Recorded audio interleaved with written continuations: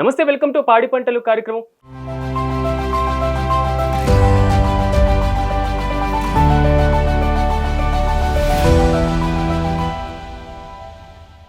మొత్తం మీద తెలుగు రాష్ట్రాలతో పాటుగా యావత్ దేశంలో యూరియా అనేది రైతుల పాలిట ఒక శాపంగా మారుతుంది.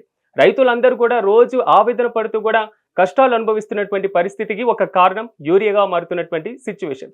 తెలుగు రాష్ట్రాలతో పాటుగా దేశవ్యాప్తంగా యూరియా కొరతకు ప్రధాన కారణం ఏంటి? దీంట్లో ఉండాల్సినటువంటి ప్రభుత్వాలు కల్పించాల్సినటువంటి ఏదైతే మౌలిక సదుపాయాలు ఉన్నాయో ఎంతవరకు కల్పిస్తున్నాయి? యూరియా కొరతకు ఉన్నటువంటి కొరతను దేశం ఏ విధంగా అధిగమించబోతుంది? ఇదే అంశానికి సంబంధించి మనం డిస్కషన్ చేద్దాం. మనతో పాటు ప్రముఖ రాజకీయ విశ్లేషకులు కోటేశ్వరరావు గారు అందుబాటులో ఉన్నారు. కోటేశ్వరరావు గారు నమస్తే అండి. నమస్తే. కోటేశ్వరరావు గారు, మొత్తం మీద ఎలా చూడాలి? తెలుగు రాష్ట్రాల్లో యూరియా కొరత ఉంది. ప్రధానంగా ప్రతి ఏడాది కాకుండా ఈ ఏడాది ఇంత అధికంగా ఉండడానికి కారణం ఏంటి? ఒక్క రెండు తెలుగు రాష్ట్రాల్లోనే కాదు, యావత్ దేశంలో కూడా యూరియా కొరత ఉంది.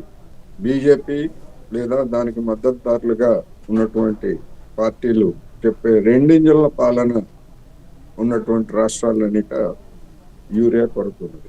ఆ విషయాన్ని మనం చెప్పడం కాదు, ఎవరైతే తెలుగుదేశం పార్టీ పార్లమెంటరీ నాయకుడిగా ఉన్నటువంటి లావు శ్రీకృష్ణదేవరాయలు గారు పార్లమెంట్లో మా రాష్ట్రానికి రావాల్సినంత యూరియా రావట్లేదు, మీరు వెంటనే పంపించండి, కేటాయించండి అని చెప్పేసి వేడుకున్నటువంటి విషయం మనకు తెలిసింది.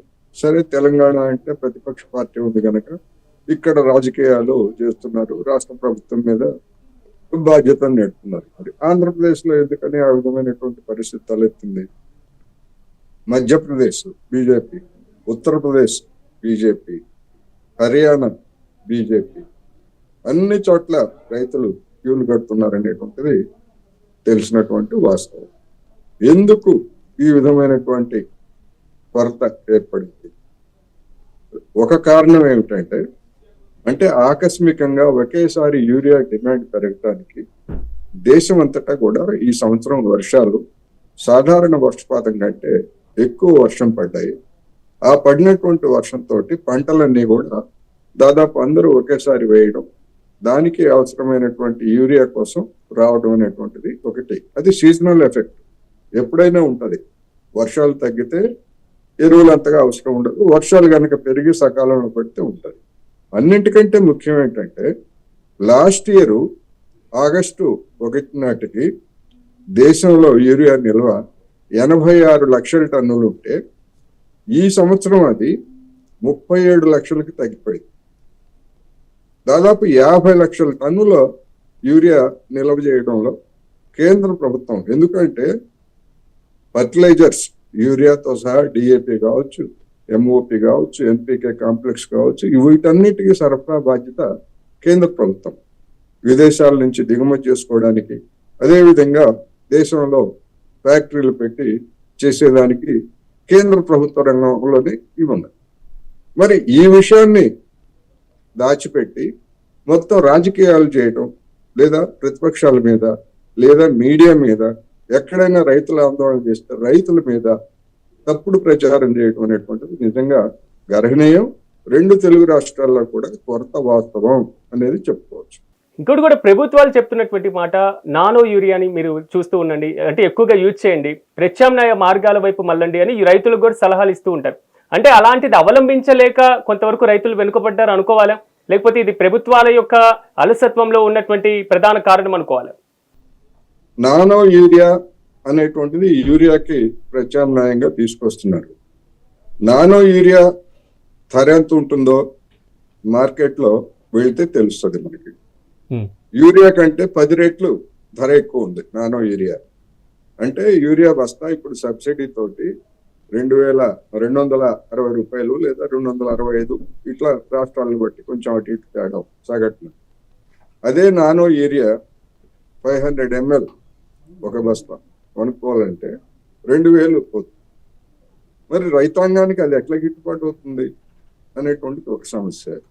రెండోది, నానో యూరియా వాడినటువంటి చోట ధాన్యం దిగుబడి తగ్గుతుందని, ఆ ధాన్యం దిగుబడి తగ్గటంతో పాటు ఆ ధాన్యంలో మా మనుషులకి అవసరమైనటువంటి ప్రోటీన్ల శాతం కూడా దానిలో తగ్గుతుందని చెప్పేసి పంజాబ్ విశ్వవిద్యాలయం జరిపినటువంటి పరిశోధనలో తేలింది.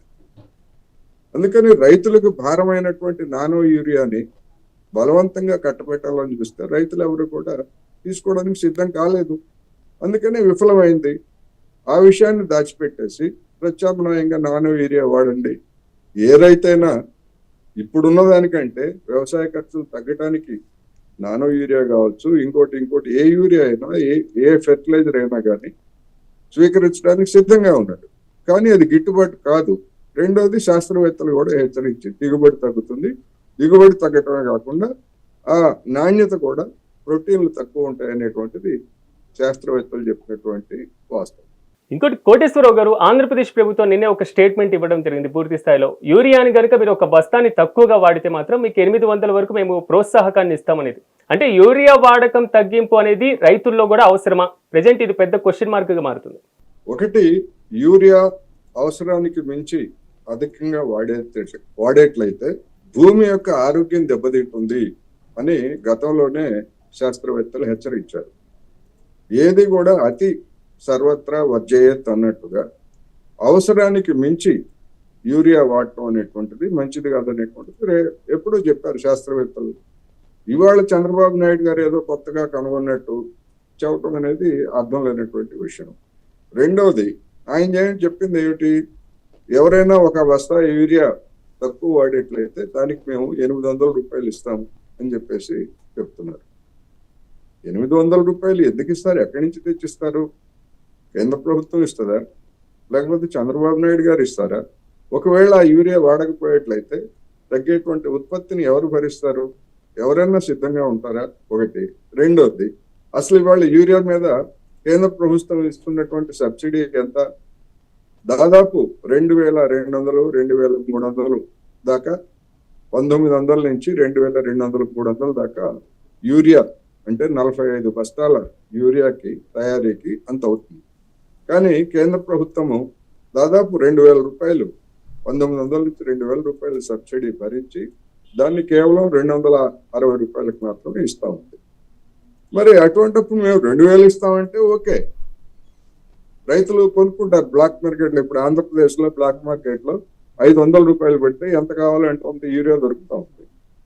అది దాన్ని సరఫరా చేయడం, లేకపోతే దాన్ని నివారించడంలో విఫలమయ్యి మీరు యూరియా తగ్గిస్తే మేము 800 ఇస్తాము ఒక బస్తాకి. అన్నిటికంటే హాస్యాస్పదమైనటువంటి అంశం ఏంటంటే చంద్రబాబు నాయుడు గారు అంటే ఆయన చెప్పింది మొత్తం సార్వజనీనికి సత్యం అని, ఎవరికి ఏమీ తెలియదని, జనాలంతా పిచ్చోళ్ళని, యూరియా ఎక్కువ వాడితే క్యాన్సర్ వస్తుంది అని చెప్పేసి ఆయన చెప్పారు. ఎవరు చెప్పారో చెప్పానండి? ఏ శాస్త్రవేత్తలు చెప్పారు? చంద్రబాబు నాయుడు గారికి కానీ, లేకపోతే ఆయనకు ఆ సమాచారం అందించినటువంటి వాళ్ళకి కానీ? అది పచ్చి అవాస్తవం. 2019లోనే ఇలాంటి ప్రచారాలు జరుగుతూ ఉంటే పార్లమెంట్లో సభ్యులు అడిగితే అప్పుడు వ్యవసాయ శాఖ మంత్రిగా ఉన్నటువంటి తోమర్ చెప్పింది ఏంటంటే అవన్నీ అవాస్తవం, దానికి క్యాన్సర్కి ఎలాంటి సంబంధం లేదు. పంజాబ్లో కూడా క్యాన్సర్ కేసులు దేశవ్యాప్తంగా ఉన్నటువంటి కేసులతో సగటుకి దగ్గరగానే ఉన్నాయి తప్ప ప్రచారం చేస్తున్నట్టుగా పంజాబ్లో ఎక్కువ కేసులు ఏమి లేవు అని చెప్పేసి పార్లమెంట్లో చెప్పారు. కావాలంటే మీరు కానీ ఎవరైనా కానీ మన డిస్కషన్ ఫాలో అయ్యేటువంటి వాళ్ళు కొడితే, గూగుల్లో కొడితే ఏం చెప్పాడు అనేటువంటిది తెలుస్తుంది.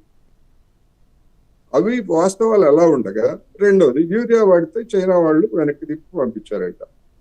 ఇదే అంతకంటే హాస్యాస్పదమైనటువంటిది. కొన్ని ఇతర దేశాల్లో, ఐరోపాలో లేదా అమెరికా దేశాల్లో నిషేధించినటువంటి పెస్టిసైడ్స్ వేరు, ఫెర్టిలైజర్స్ వేరు.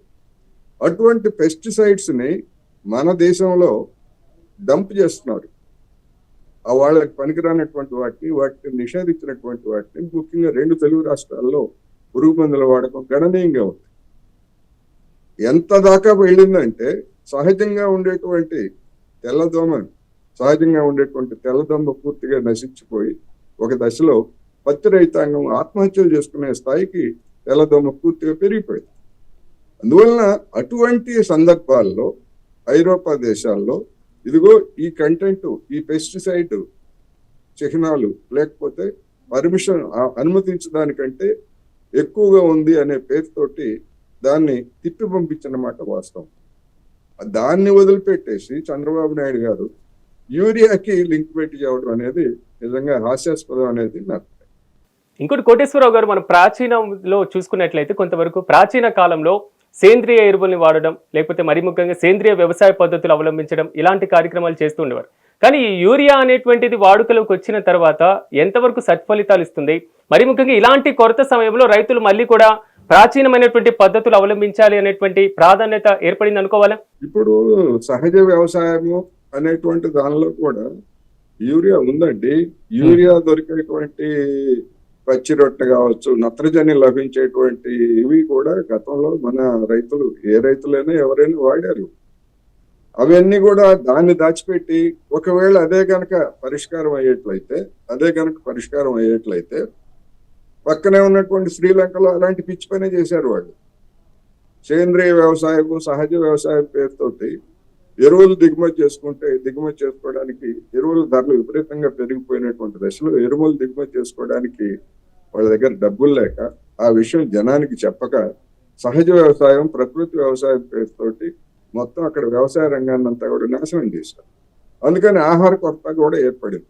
అందుకని 2022లో అక్కడ అధ్యక్షుడి మీద జనం తిరుగుబాటు చేసి మొత్తం తరిమి కొట్టినటువంటి ఉదంతానికి ఇది కూడా ఒక కారణం.